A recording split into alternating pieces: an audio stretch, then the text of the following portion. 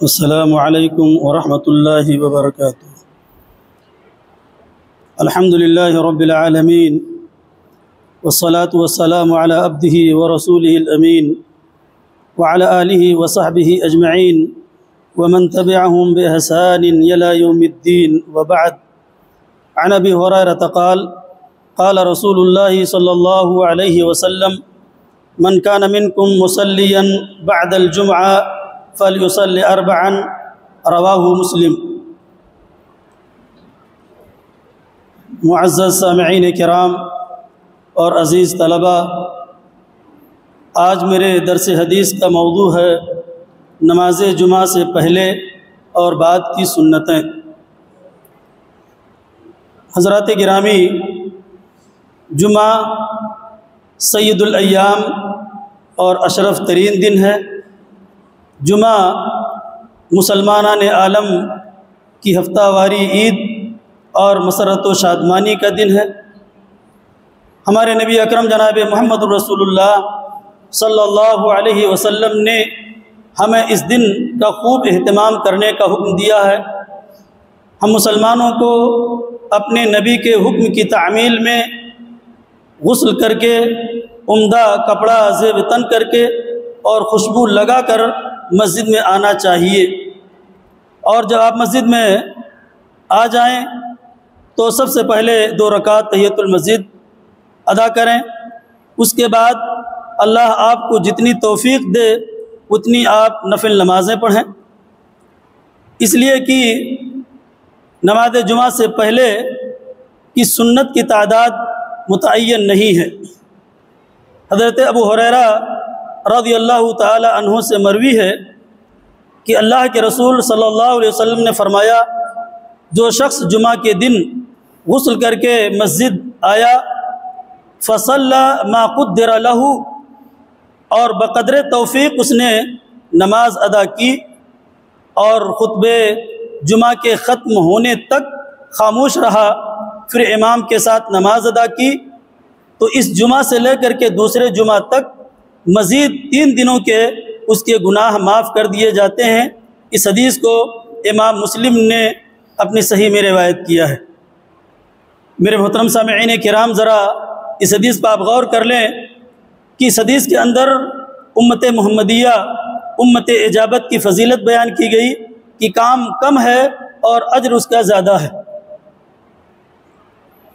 جمعہ کے دن کا اہتمام اور نماز جمعہ کی ادائیگی سے اللہ رب العالمین ہمارے اور آپ کے 10 دن کے چھوٹے چھوٹے گناہ معاف کر دیتے ہیں۔ اس حدیث کے اندر بھی ہم کو یہ تعلیم دی گئی کہ خطبہ جمعہ کے دوران ہم خاموش رہیں، بغیر خطیب کا خطبہ سماعت کریں، لیکن افسوس کہ ہم اس دن اور اس وقت 2 کام کرتے ہیں، یا تو مزے لے کر کے خراٹے سے نیند سوتے ہیں، اور یا تو پھر اپنی گفتگو سے ہم خطیب کا دل چھلنی کرتے ہیں۔ ہمیں اپنے اس عمل پر نظر ثانی کرنی چاہیے اور اصلاح کرنی چاہیے۔ نماز جمعہ کے بعد 4 رکعت اور 2 رکعت پڑھنا سنت ہے۔ ہمارے نبی اکرم جناب محمد رسول اللہ صلی اللہ علیہ وسلم سے قولی اور فعلی دونوں طرح کی حدیثیں ثابت ہیں۔ حضرت ابو ہریرہ رضی اللہ تعالی عنہ سے مروی ہے کہ اللہ کے رسول صلی اللہ علیہ وسلم نے فرمایا، اذا صلی احدکم الجمعہ فلیصلی بعدہا 4، کہ جب تم میں سے کوئی شخص جمعہ کی نماز ادا کر لے تو اس کے بعد 4 رکعت ادا کرے۔ سنن ترمذی اور صحیح مسلم کی ایک روایت ہے، اور اس میں یہ لفظ ہیں کہ من کان منکم مصلیا بعد الجمعہ فلیصلی 4۔ دونوں روایتوں کا مفہوم ایک ہے کہ نماز جمعہ سے فارغ ہونے کے بعد میں 4 رکعت سنت پڑھے۔ ایک دوسری حدیث ہے جس کے راوی حضرت عبداللہ بن عمر رضی اللہ تعالی عنہما ہیں، فرماتے ہیں کہ ان النبی صلی اللہ علیہ وسلم کان یصلی بعد الجمعۃ رکعتین فی بیتہ، کہ اللہ کے نبی جناب محمد رسول اللہ صلی اللہ علیہ وسلم جمعہ کے بعد 2 رکعت نماز آپ اپنے گھر ادا کیا کرتے تھے۔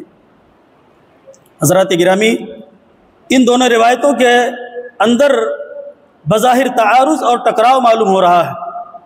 ایک حدیث کے اندر آپ نے 4 رکعت نماز پڑھنے کا حکم دیا، اور دوسری روایت کے اندر آپ کا فعل بیان کیا گیا کہ آپ نے اپنے گھر میں 2 رکعت نماز ادا کی۔